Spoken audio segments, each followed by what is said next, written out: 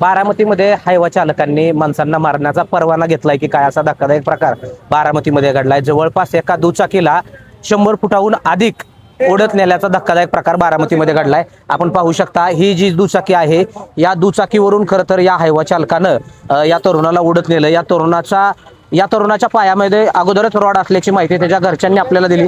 मात्र गाडीची जर परिस्थिती पाहिली आपण तर तरुणांची नेमकी परिस्थिती काय असेल खरं तर हे चित्र आपण पाहू शकत नाही। आणि समोरच्या बाजूला आपण पाहिलं तर समोरच्या बाजूला त्या ठिकाणी जो हायवा आहे त्या हायवाच्या माध्यमातून खरं तर या तरुणाला ओढत नेण्यात आलं।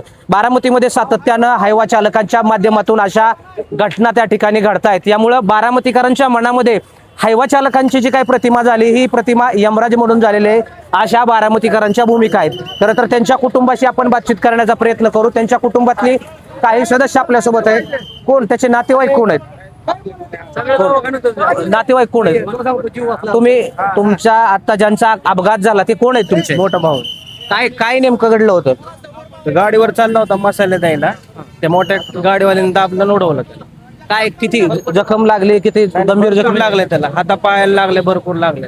काय पायाची काय परिस्थिती नेमकी? चेकअप चालू आहे. चेकअप झाल्यानंतर काय याच्या अगोदर त्याचं काय ऑपरेशन वगैरे झालं होतं? ते खूपच ऑपरेशन झालं होतं. काय नेमकं झालं होतं? बॉल गेला होता.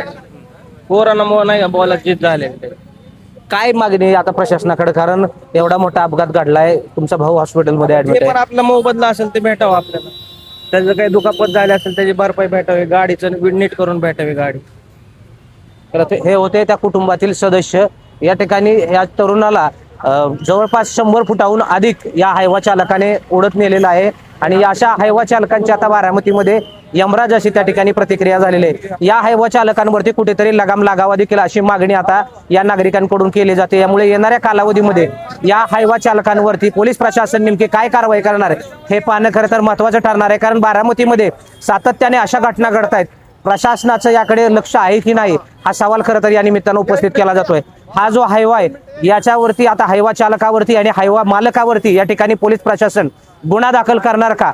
सातत्यानं अशा हायवा चालकांवरती गुन्हे दाखल केले जातात आणि काही कालावधीनंतर ते सुटले जातात। यामुळं प्रशासनाने देखील अशा मुजोर चालक आणि वाहन मालकांवरती गंभीर स्वरूपाचे गुन्हे त्या ठिकाणी दाखल केले पाहिजेत। या सगळ्या घटनेमध्ये जवळपास या हायवा चालकाने 100 फूटहून अधिक या युवकाला ओढत नेलं। यामुळे या हायवाचे सगळे कागदपत्र त्या ठिकाणी तपासण्यात यावी। हायवाचा इन्शुरन्स आहे का?